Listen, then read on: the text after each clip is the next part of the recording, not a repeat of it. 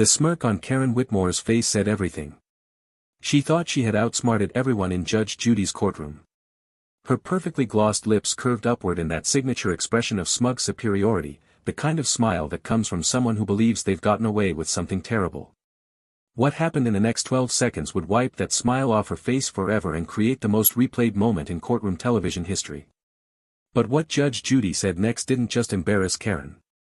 It exposed a web of lies so deep, so calculated, so devastatingly cruel that even the seasoned courtroom audience gasped in horror. This wasn't just another small claims case. This was the moment when a serial con artist finally met someone who couldn't be manipulated, deceived, or fooled by crocodile tears and rehearsed excuses. Karen Whitmore had walked into that courtroom on a Tuesday morning with the confidence of someone who had never faced real consequences for their actions. Her designer suit was perfectly tailored, not a thread out of place. Her blonde highlights caught the studio lights just right, giving her that polished, successful entrepreneur look she had cultivated so carefully over the years. She carried a leather portfolio under her arm, stuffed with what she believed was an airtight case against her former business partner. Every detail of her appearance screamed success, credibility, and legitimacy. But beneath that carefully constructed exterior was something much darker. Something Judge Judy was about to expose to millions of viewers watching from their living rooms across America. The case appeared simple on the surface.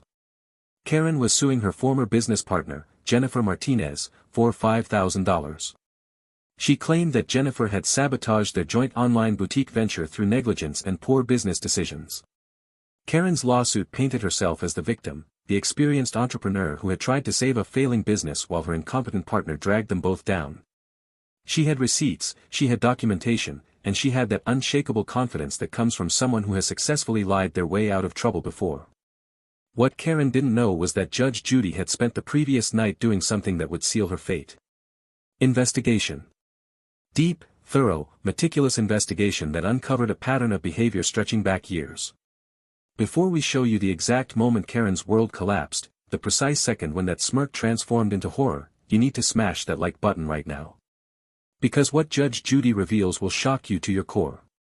Hit subscribe so you never miss these epic courtroom takedowns where entitled people learn that actions have consequences. Trust me, what happens in this courtroom will restore your faith in justice and prove that no matter how clever you think you are, the truth always catches up. This isn't just a courtroom case. This is a masterclass in how one carefully chosen sentence can destroy years of lies and deception.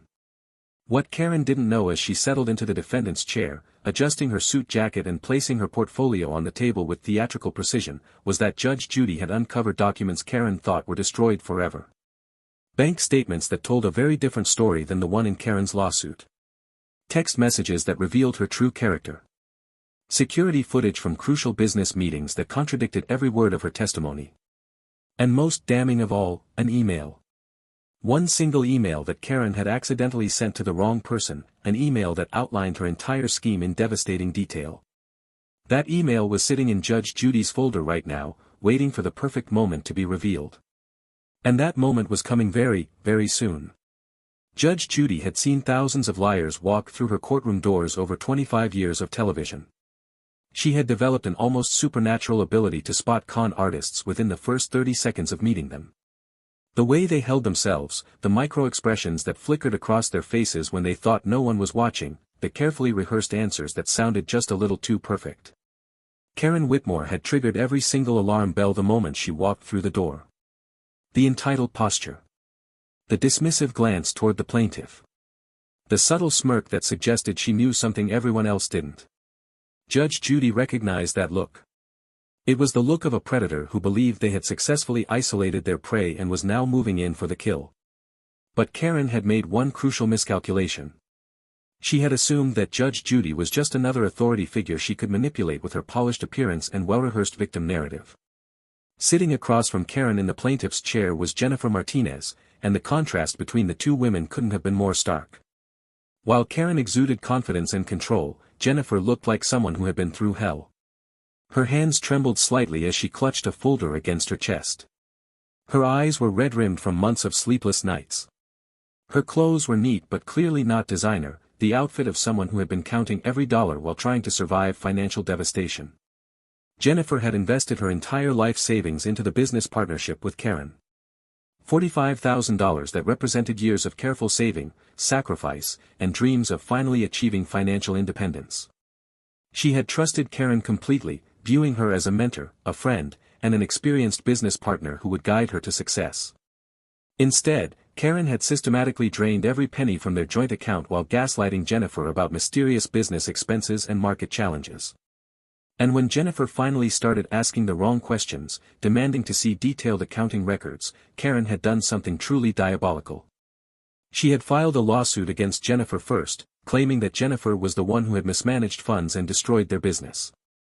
It was a classic Darvo tactic. Deny, attack, reverse victim and offender. Paint yourself as the injured party while your actual victim struggles to defend themselves against your lies. Karen Whitmore wasn't just a failed business partner. She was a serial predator who had perfected her con over years of practice. What Judge Judy had uncovered during her investigation revealed a pattern so disturbing, so calculated, that it elevated this case from a simple small claims dispute to something far more sinister. This wasn't Karen's first business partnership gone wrong. It wasn't even her second or third. In the past 4 years alone, Karen had cycled through 6 different business partners, and every single partnership had ended the same way. A mysterious drain on the business account, accusations of mismanagement directed at the partner, and Karen walking away either through a settlement or a lawsuit that painted her as the victim. Each time, she had found a new target, someone with money to invest and dreams of entrepreneurial success. Each time, she played the role of the experienced mentor perfectly. And each time, she had left financial devastation in her wake while moving on to her next victim. The pattern was so consistent it was almost laughable. Karen would identify potential partners through networking events and business seminars, always targeting women who were new to entrepreneurship but had significant capital to invest. She would spend weeks building trust, sharing fabricated success stories from her previous ventures, and presenting herself as someone who had cracked the code on online retail success. Once the partnership was formalized and the money was transferred into a joint business account, the systematic theft would begin. Small amounts at first, charges that could be explained away as necessary business expenses. Then larger amounts as Karen grew more confident that her partner trusted her completely. The business would inevitably struggle because Karen was siphoning funds faster than any legitimate business could generate revenue. And when the partner finally started asking difficult questions, Karen would activate her exit strategy. Gaslight them about the financial situation, produce falsified documents showing the partner's supposed mismanagement, and ultimately file a preemptive lawsuit to cement her victim narrative. Karen's social media presence told a very different story than her string of failed business partnerships. Her Instagram account was filled with images of luxury vacations, designer handbags, expensive dinners at 5-star restaurants, and first-class travel accommodations. She portrayed herself as a wildly successful entrepreneur living her best life, someone who had achieved the financial freedom that so many people dreamed about. But Judge Judy's investigation had traced the source of these luxury purchases, and every single one of them had been charged to various business accounts belonging to her partnerships. The Bali vacation. The weekend in Paris. The shopping sprees in New York. The spa treatments and designer clothes. All of it was funded by money that her partners had invested with the expectation it would be used to build legitimate businesses. Karen had literally been living a lifestyle of luxury by stealing from people who trusted her, and then documenting that stolen lifestyle on social media for the world to admire. Jennifer Martinez had been Karen's most recent victim, but she was also going to be Karen's last. Unlike the previous partners who had been too emotionally and financially devastated to fight back effectively, Jennifer had something that none of the others possessed. Evidence. Detailed, comprehensive, irrefutable evidence that she had been collecting for months once she realized something was wrong. Jennifer worked as an accountant for a major firm, and her professional training had made her naturally meticulous about record keeping.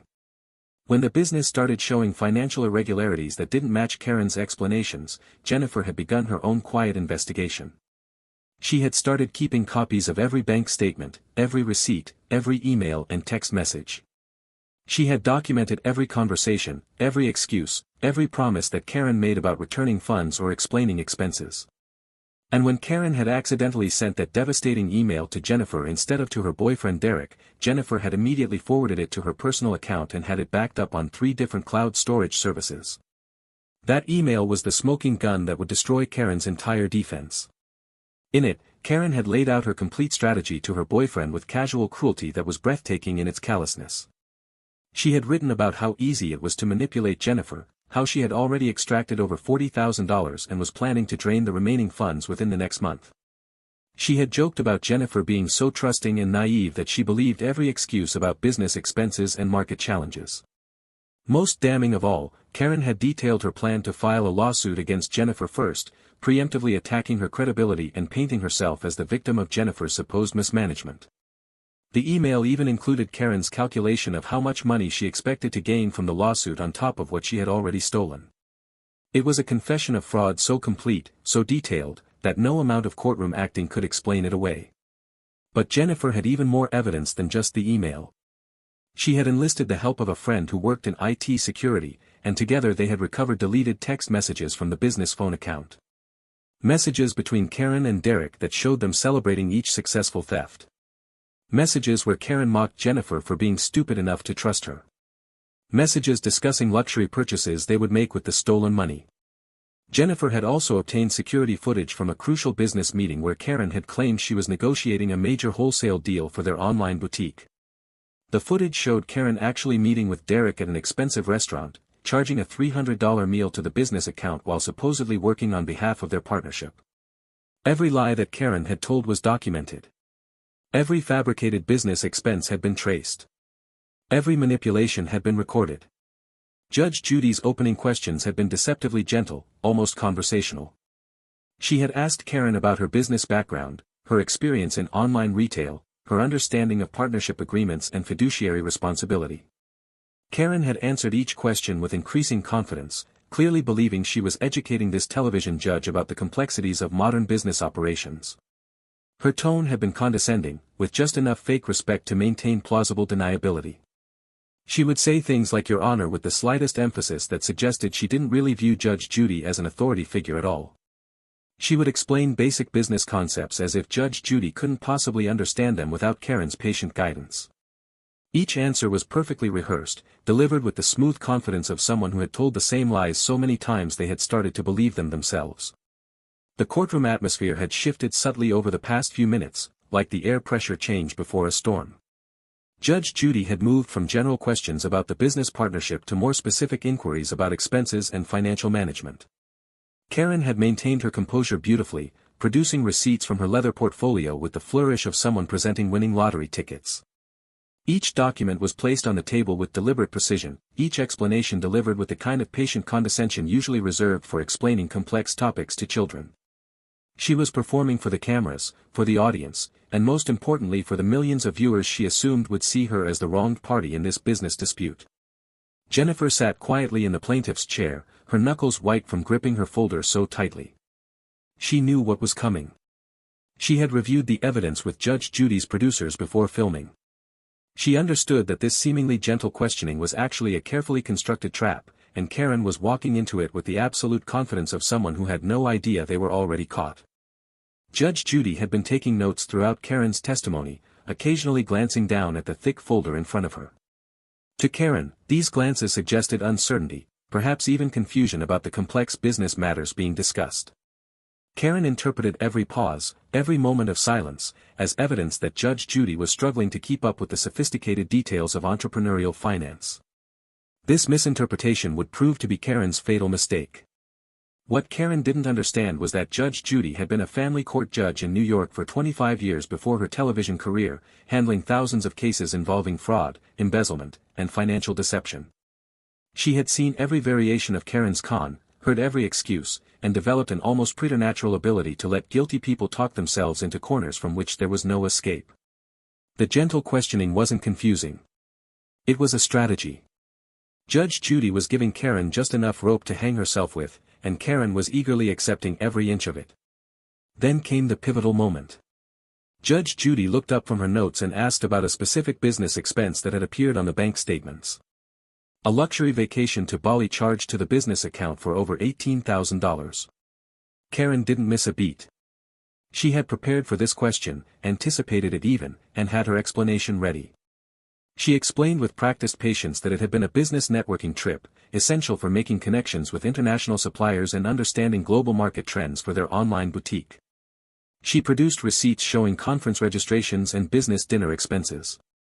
She painted a picture of herself as the dedicated partner who had made personal sacrifices to travel internationally on behalf of their business while Jennifer stayed home and failed to appreciate the effort required for true entrepreneurial success.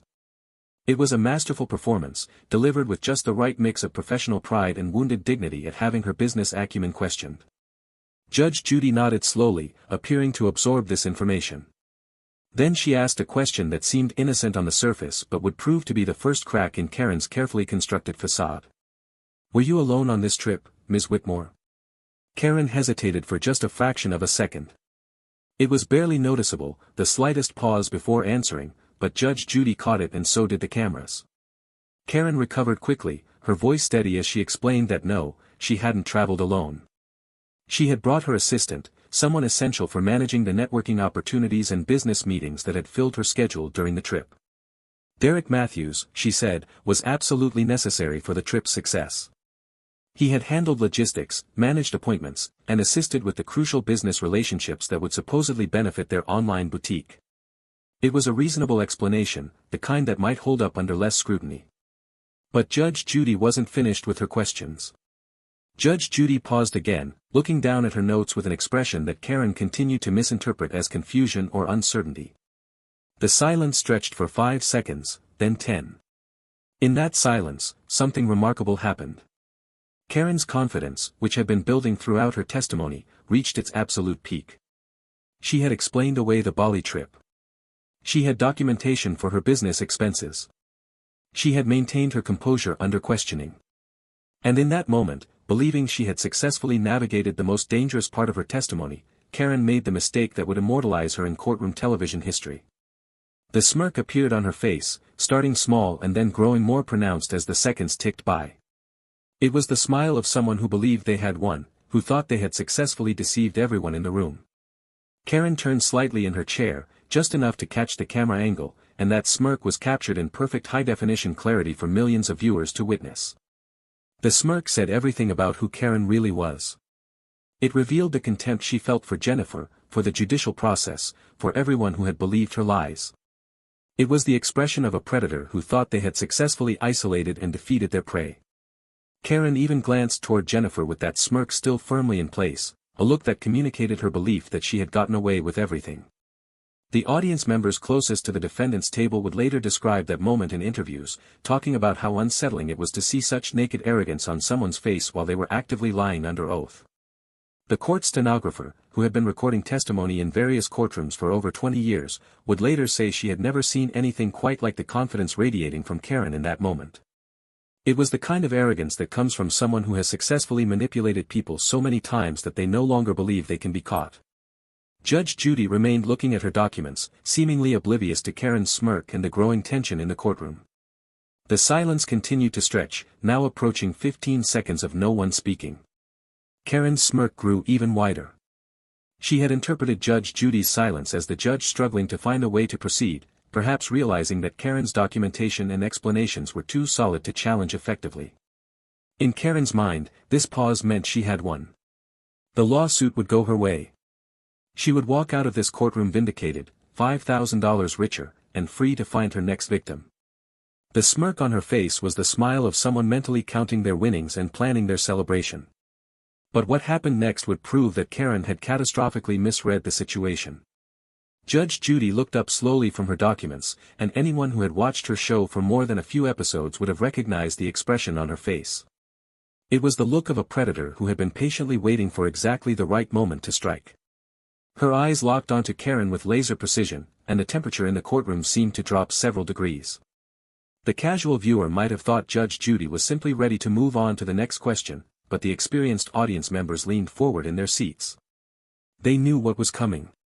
They had seen this setup before, though never quite with this level of dramatic perfection. Judge Judy's voice cut through the silence with surgical precision, each word carefully chosen and delivered with devastating clarity. "Ms. Whitmore, that's interesting. Because Derek Matthews isn't your assistant. He's your boyfriend. And this business trip to Bali wasn't a networking opportunity. It was a 2-week romantic vacation that you charged entirely to your joint business account with Ms. Martinez. Every penny of those $18,000 was stolen money that you used to fund a luxury vacation with your boyfriend while Ms. Martinez was selling her personal belongings to keep your business afloat. The transformation on Karen's face was instantaneous and absolute. The smirk that had been so prominent just seconds earlier froze in place, creating a grotesque mask of someone caught between their confident lie and the horrifying reality of being exposed. The color drained from her face so rapidly it was almost supernatural, her carefully applied makeup suddenly standing out in stark contrast against skin that had gone pale as paper. Her mouth fell open but no sound came out. Her eyes, which had been gleaming with arrogant confidence, now showed something completely different. Shock. Horror. The desperate mental scrambling of someone trying to figure out how their perfect plan had fallen apart. The cameras captured every micro-expression, every second of her confidence evaporating in real time. This was the moment that would be replayed millions of times across every social media platform, the exact second when Karen realized that her lies had caught up with her and there was absolutely no escape. But Judge Judy wasn't finished. Not even close. She continued with the methodical precision of someone who had been preparing for this moment, who had every piece of evidence organized and ready to deploy for maximum impact. Let's talk about those business expenses you documented so carefully, Ms. Whitmore. The hotel in Bali, a presidential suite that cost $6,000 for 2 weeks. The spa treatments at the resort totaled $2,500. The fine dining experiences at 5-star restaurants came to $3,800. The shopping excursions where you purchased designer clothing and jewelry totaling $4,200. Not a single one of those expenses had anything to do with business networking or supplier connections. They were personal luxury purchases charged to an account funded by Ms. Martinez's life savings. Judge Judy pulled out bank statements from her folder, holding them up so the cameras could see the highlighted charges. Each transaction was documented. Each lie was exposed. Each manipulation was laid bare for millions of viewers to witness. Karen tried to speak, her voice coming out as a strangled whisper that barely registered on the courtroom microphones. Your Honor, this is taken out of context. Those expenses were necessary for building relationships with potential suppliers. The networking opportunities required a certain level of professional presentation and accommodation. But her voice lacked any of its earlier confidence. The words sounded hollow even to her own ears, the desperate protestations of someone who knew their lies were no longer believable but couldn't stop themselves from trying. Judge Judy cut her off with a look that could have frozen nitrogen. Context. You want to talk about context, Ms. Whitmore? Let's discuss the text messages between you and Derek Matthews. Judge Judy pulled out another set of documents, and Karen's face somehow managed to lose even more color. These are messages recovered from your business phone account. Messages where you discussed how easy it was to manipulate Ms. Martinez. Messages where you celebrated each successful theft. Messages where you mocked your business partner for being trusting enough to believe your lies. Judge Judy began reading selected messages aloud, and each one landed like a physical blow. Just told Jennifer the business needs another $10,000 investment. She actually believed me. Laughing emoji. The courtroom audience gasped audibly. Another message. She's so stupid she thinks we're actually building a real business. One more month and I can drain the account completely. Karen slumped forward in her chair, her carefully constructed facade crumbling completely. Her designer handbag slipped from her lap and fell to the floor with a thud that echoed through the silent courtroom. Her hands were shaking so badly she had to grip the edge of the table to steady herself. This wasn't just embarrassment. This was complete and total exposure of someone whose entire identity was built on manipulation and deception. Every person in that courtroom and every viewer watching from home was seeing the real Karen Whitmore, stripped of all her carefully maintained lies and revealed as exactly what she was. A calculating predator who felt nothing but contempt for her victims. But Judge Judy had saved the most devastating piece of evidence for last. The smoking gun that would eliminate any possible defense Karen might attempt. Ms. Whitmore, I want to read something to you. This is an email you sent 3 months ago. Unfortunately for you, you sent it to Ms. Martinez instead of to your boyfriend. Judge Judy paused, letting the significance of that mistake sink in before continuing. The email detailed Karen's entire scheme with stunning clarity. She had outlined her plan to extract the remaining funds from the business account, specifically calculating that she could steal another $15,000 before Jennifer would be too financially devastated to fight back. She had described her strategy for filing a preemptive lawsuit against Jennifer, knowing that attacking first would put Jennifer on the defensive and make Karen appear to be the victim. She had even joked about how much money she expected to gain from the lawsuit on top of what she had already stolen, treating Jennifer's financial destruction as nothing more than a profitable business transaction. The email concluded with Karen discussing her next potential victim, a woman she had met at a business networking event who had recently received an inheritance and was looking for investment opportunities. Karen had already started building that relationship, already begun the process of establishing trust that she would eventually betray. The email made it crystal clear that this wasn't a one-time mistake or a business partnership that had gone wrong. This was a systematic pattern of fraud, a business model built entirely on theft and deception. Judge Judy looked directly at Karen, her voice carrying the weight of absolute moral authority. "You're not a businesswoman, Ms. Whitmore. You're a thief. A con artist who has been systematically destroying lives while funding your luxury lifestyle with stolen money." Karen attempted one final desperate defense, her voice breaking as tears began streaming down her face. "Your Honor, please, I was going to pay it all back. I just needed time to make the business profitable. I made mistakes, but I never meant to hurt anyone. I was under so much pressure, so much stress trying to make everything work." The tears were real this time, but they weren't tears of remorse. They were tears of someone who had finally realized that their actions had consequences, that the comfortable life they had built on lies and theft was about to collapse completely. Judge Judy watched this performance with the detached interest of someone who had seen this exact reaction hundreds of times before. She let Karen finish her sobbing explanation before responding with words that would echo through courtroom television history. "Ms. Whitmore, I've been doing this for 25 years, and I can tell you with absolute certainty that those tears aren't about what you did to Ms. Martinez. Those tears are about getting caught. You're not sorry for stealing $45,000 from someone who trusted you. You're sorry that you're sitting in my courtroom facing consequences for the first time in your life." Judge Judy's ruling was swift, decisive, and utterly devastating. "The case is dismissed," she declared, and Karen's face briefly showed hope before Judge Judy continued. "Your lawsuit against Ms. Martinez is completely frivolous and was filed in bad faith as part of your scheme to cover up your fraud.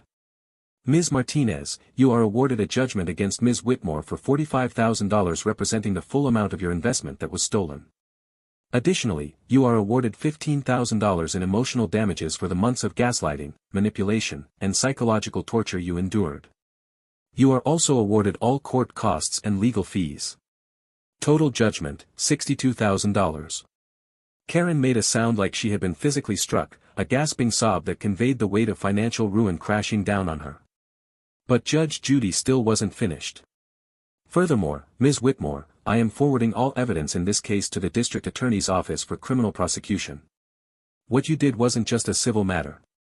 It was fraud, embezzlement, and theft. You systematically stole from your business partner while operating what amounts to an ongoing criminal enterprise targeting vulnerable women with investment capital." The courtroom erupted in applause, something that rarely happened but seemed entirely appropriate for this moment of justice. Jennifer collapsed forward, her body shaking with sobs of relief as months of stress, fear, and financial devastation finally found release.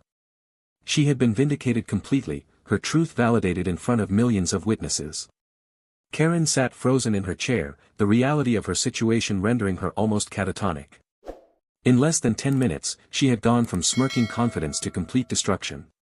Her carefully constructed image as a successful entrepreneur had been exposed as a facade.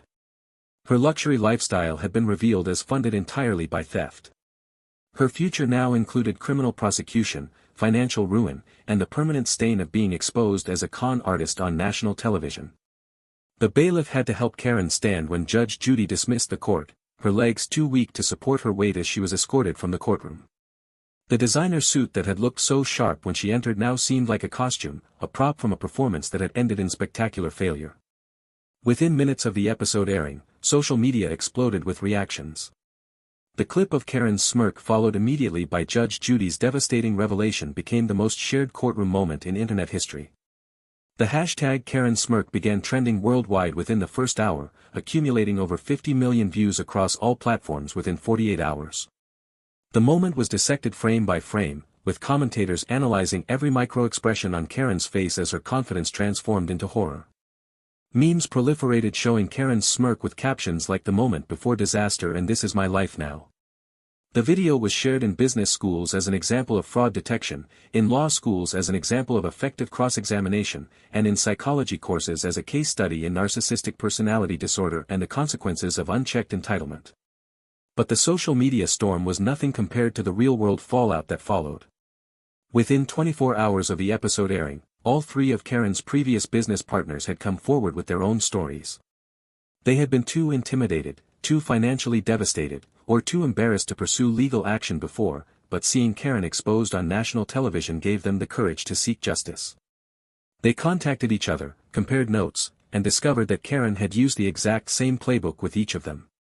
The same promises, the same manipulation tactics, the same theft disguised as business expenses, and the same exit strategy of suing the victim to maintain her facade of legitimacy.